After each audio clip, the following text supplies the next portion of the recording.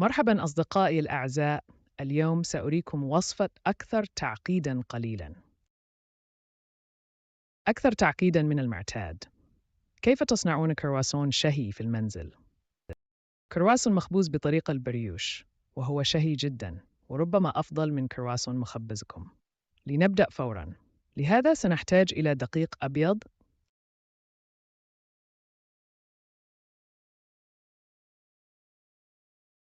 خميرة، عجينة مخمرة، زبدة بيضة، قليلاً من نبدأ بوضع الماء،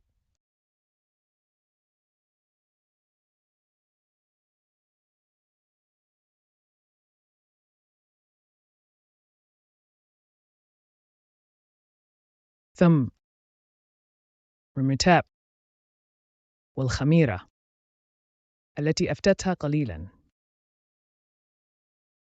في وعائي. أخلط كل هذا قليلاً باستخدام الخفاقة.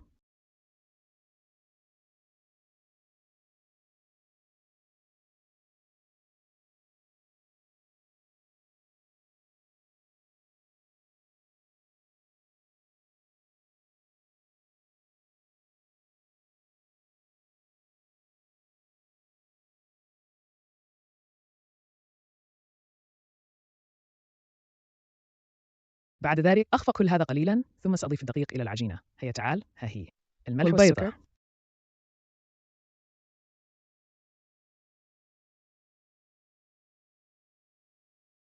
أضع كل شيء بداخلها بالإضافة إلى جزء صغير من الزبدة. هوس بعد ذلك أضف وهذه هي أرجع الزبدة. سأجلس خطافي وسأشغل هذا أستخدم بالسرعة الأولى بعد 8 دقائق. ريسين باترين جاهزة. هي العجينة ستكون جاهزة.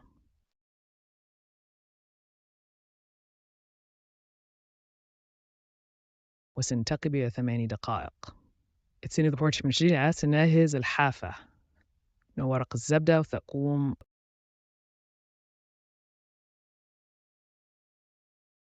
برسم مربع بمقاس شمس في سم.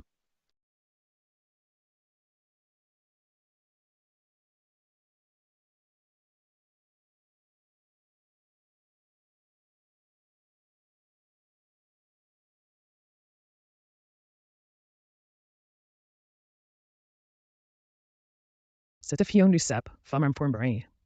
الآن أنا أقلبه مقلوباً. سأقوم بعمل طيات. أين هي هذه الخطوة؟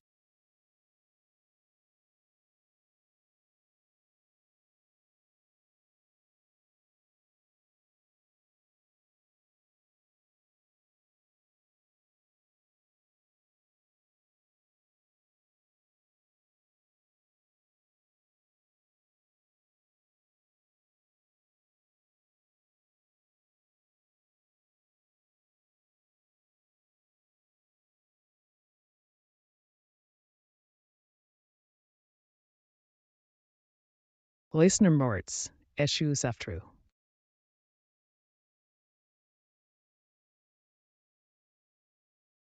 سأخذ ما تبقى لدي من الزبدة. سجلت هالسنور أردنيا إنجاز بورك برتكين السجن. شرائح صغيرة مثل هذه في وسط المربع الخاص بي. أنا أغلق الآن.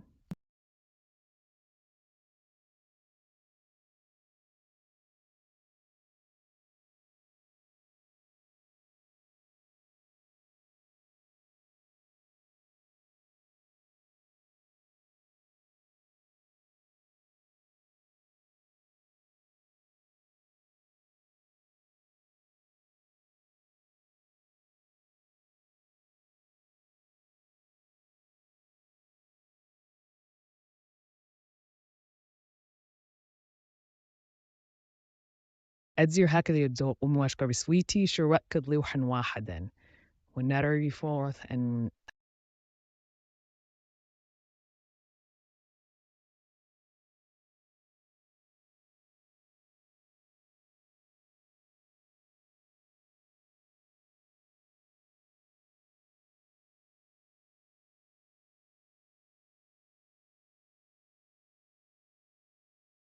إننا يترشق المربع إي. وهذا نتيجة يكون لورنند.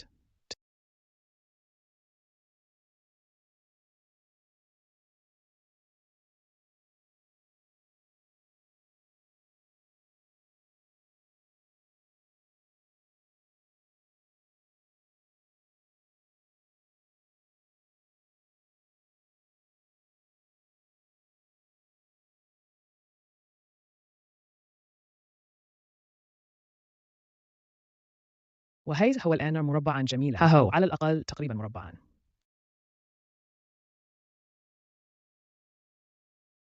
النمر بعد تزوج سحابر حتى تستريج زبد صلبا. الآن انتهى العجين من العجن.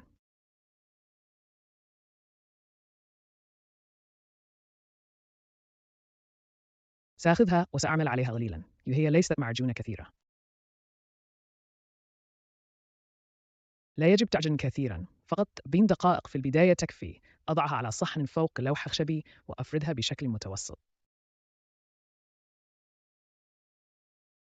على لوح خشبي أفردها بشكل متوسط بحيث لا تكون سميكة جدا، لتأخذ شكلها قليلا. أغطيها بورق السيلوفان وسأضعها في الثلاجة لمدة ساعة. نلتقي بعد ساعة.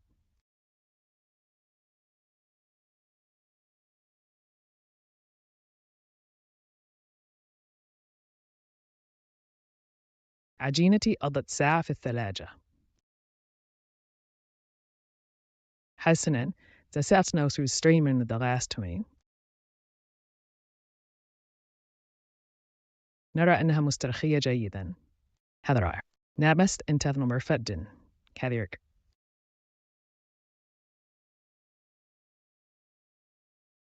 تسكن إن أفتاء تمديدي.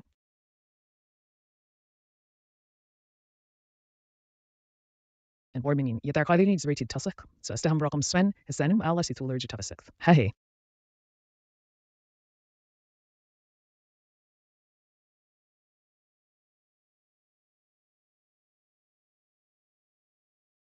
ببساطة أضاعف الطول. ها هي. والآن سأمسك بحافتي.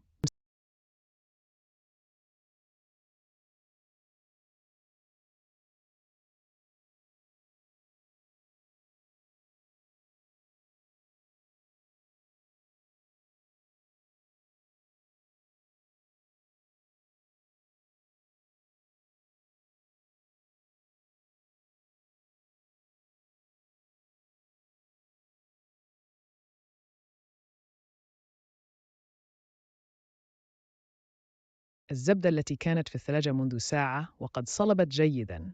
ها أنا أضعها في الوسط تماماً وأطوي الأطراف طرفاً بطرف هكذا. ثم أدير العجينة ربع دورة. والآن سأمددها بلطف دون الضغط كثيراً بحيث تصبح 3 أضعاف طولها. أي كان لدي قطعة زبدة بطول شؤونس سم. الآن يجب أن يصبح حجم العجينة ميلينغ سم. ها أنا أمددها بلطف وأتحقق بين الحين والآخر. وصلت إلى ليسي سم قليلاً فقط.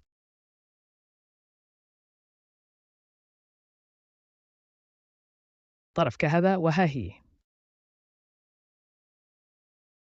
أحاول أن أجعلها تقريباً مربعة. أطوي الثلث الأول ثم أضع الجزء الأشقر في فوقه، وهذا ما يشتغل بسيطاً.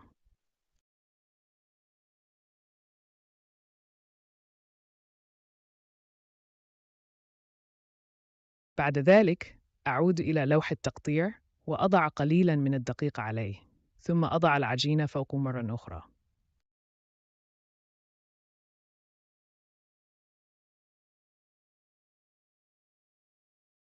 نبتعد مرة أخرى. والآن لمدة 12 دقيقة في الثلاجة. نلتقي بعد 12 دقيقة.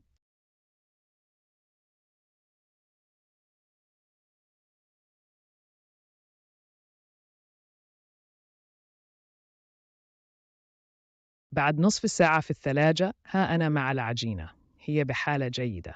سأرش قليلاً من الطحين على الجانبين يلاد لأنها تلتصق.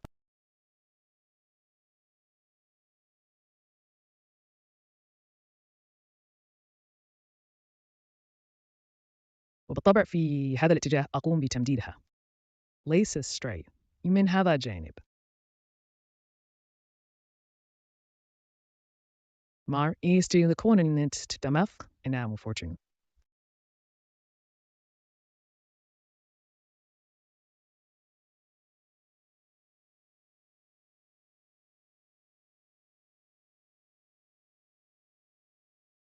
نرى أنها تأخذ الشكل جيداً بالفعل، ونمدها برفق حتى سم كما فعلنا سابقاً. نقوم بالقياس وهنا دايزيشي ونسم.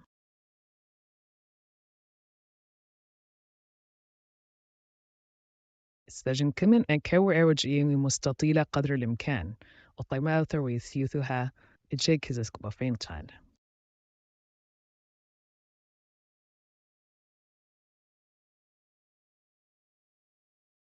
نضع الطبقة الثالثة وفويلة. لقد قمنا بعمل لفتين مزدوجتين. الآن أعود لأخذ اللوح العجين وأضيف قليلاً من الدقيق عليه.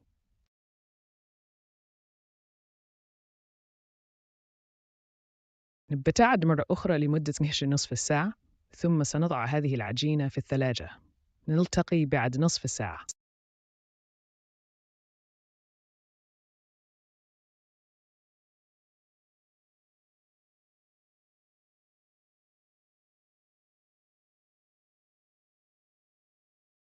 ها نحن نبدأ الجولة الأخيرة.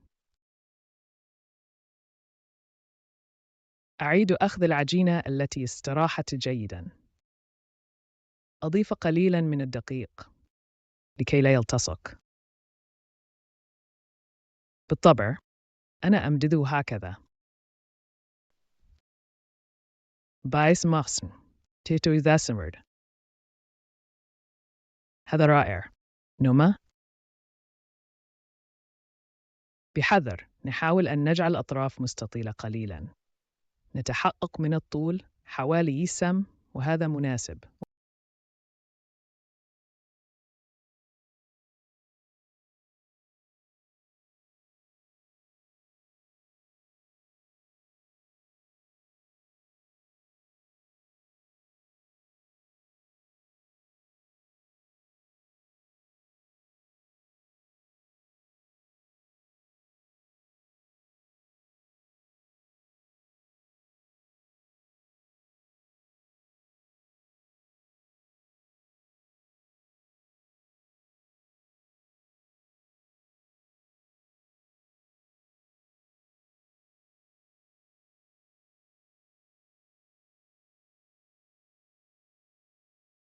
وهكذا أطبق ثلثها كما في السابق وأضع الباقي فوقه.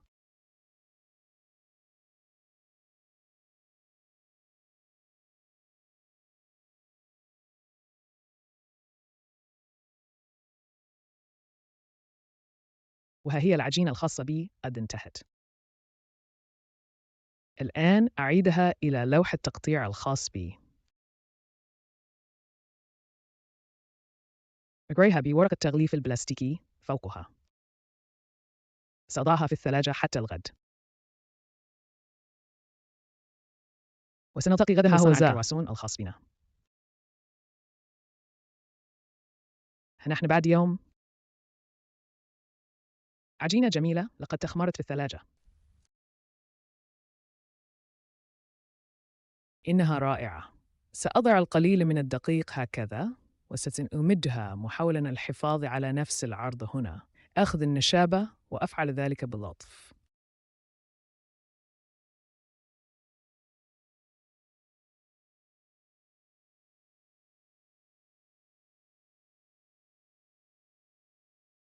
بطول هذه القطعة سنحصل على حوالي 10 كرواسان.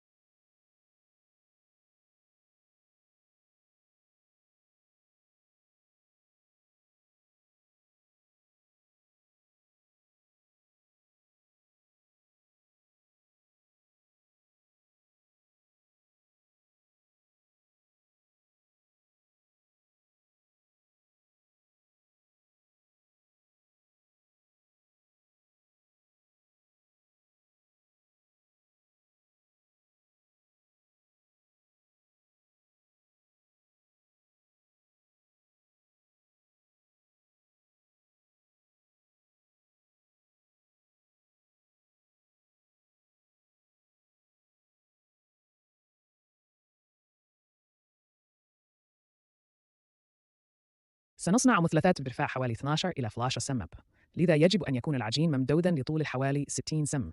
نعمل بهدوء حتى لا يلتصق بالعجانة، وهكذا العجين لا يزال بحاجة لبضعة سنتيمترات إضافية. وهكذا إجسام. حسناً، الآن يمكننا أن نبدأ بالتقطيع. هيا باستخدام عجلة تقطيع مثل هذه أو صغيرة. بنجي باستخدام السكين كما تريد. ستضع علامة على الأقل في الوسط أسفل بين علامات الجزء الأعلى.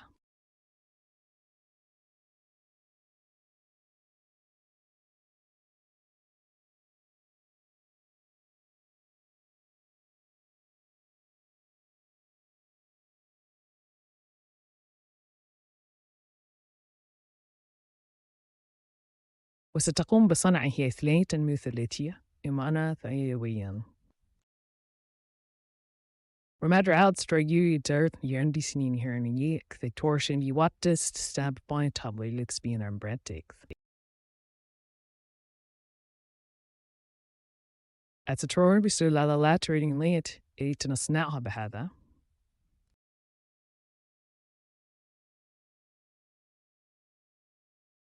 هناك بقايا صغيرة اثنتان هنا.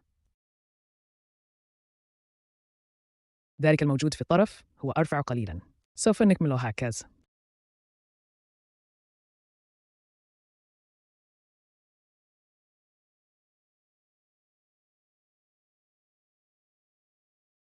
ثم آخذ الكرواسون الخاص بي وألفه هكذا. أمسك الطرف ومع المضخة هناك ألف باد. شداً خفيفاً على الطرف هكذا.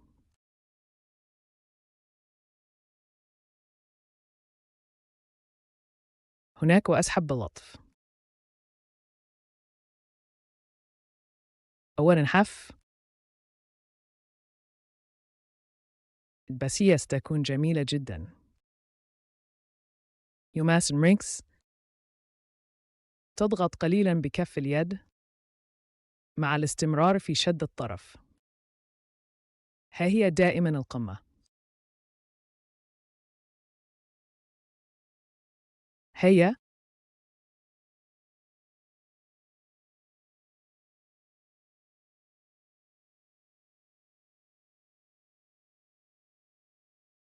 إيسن سمعة جارة أسكور قليلاً، لكننا نريد أن نختار وردز يكسيون جينيا. يجب على ذلك أن يرتبط تاكس شيء ما وانتنمات.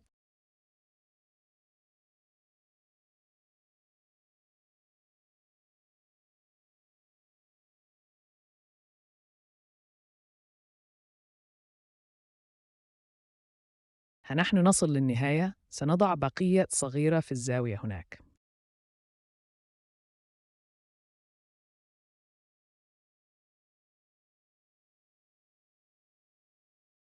وها قد صنعنا تاسن كرواسون.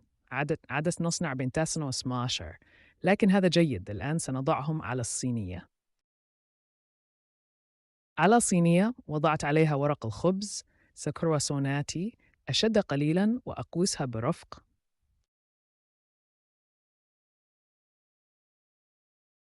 هنا سأصنع فقط بور.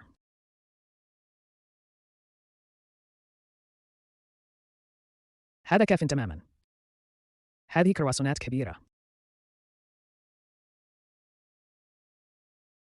يمكنك فرد العجينة أطول قليلاً من 60 سمة لتحصل على المزيد من الكرواسونات.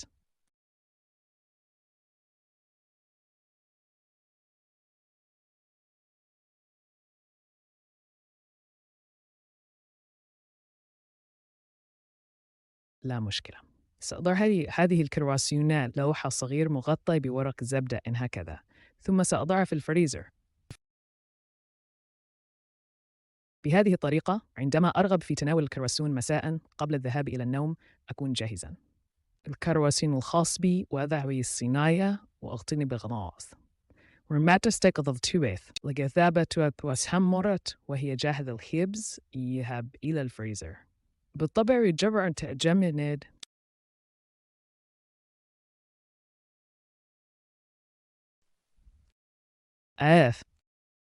لا أتركها هكذا وإلا ستجف مع الفريزر. لذا سأتصيدك في العجين بتركه يختمر حوالي ساعة واحدة. سنلتقي بعد ساعة. ها هي الكراسة الخاصة بي بعد ساعة. سنلتقي بعد ساعة. أوزن واحداً لأرى. Lady Avisbeji sever tides. in through strengths. النوبة أصغر قليلاً، لكن هذا جيد جداً. سوف أقوم بتحميرها إذن. لتحميرها أنا أستخدم بياض البيض وليس الصفار. الكثير من الناس يستخدمون الصفار.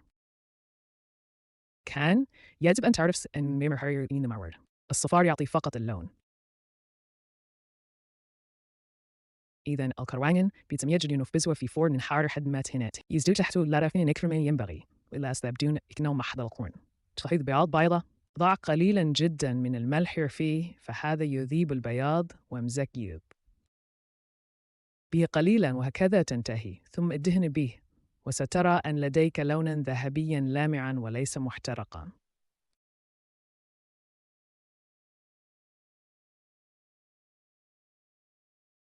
الآن أنهي طلائها باللون الذهبي وسأدخلها الفرن الذي سبق وأن سخنته على 120 درجة مئوية. وسنرى بعد 10 دقائق النتيجة.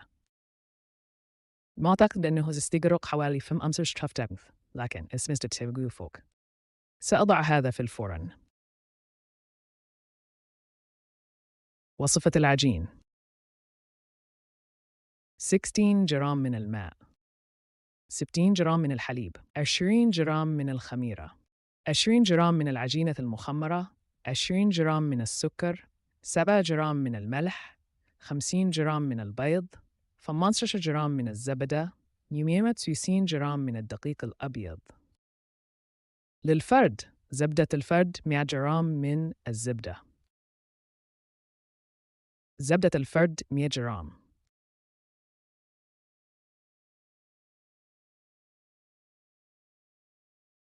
لقد مضى الآن 10 دقائق على وجودهم في الفرن.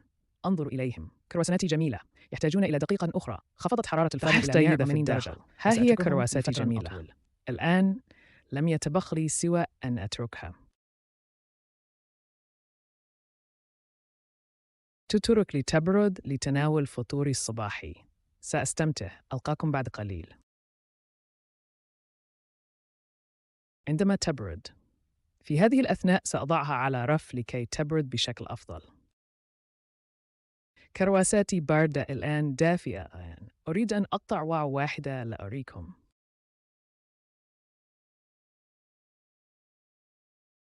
الداخل أقطعها برقث ورقائق العجين جميلة جداً.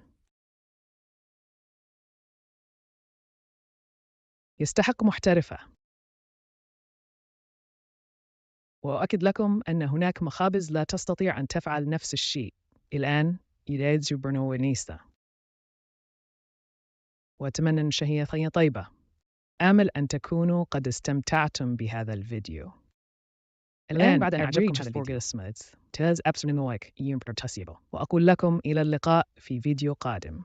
إلى اللقاء. لا تنسى إعطاء إعجاب صغير. اشتركوا في القناة. شاركوا مع مقاطع الفيديو الخاصة بي. وشكراً لترك تعليق.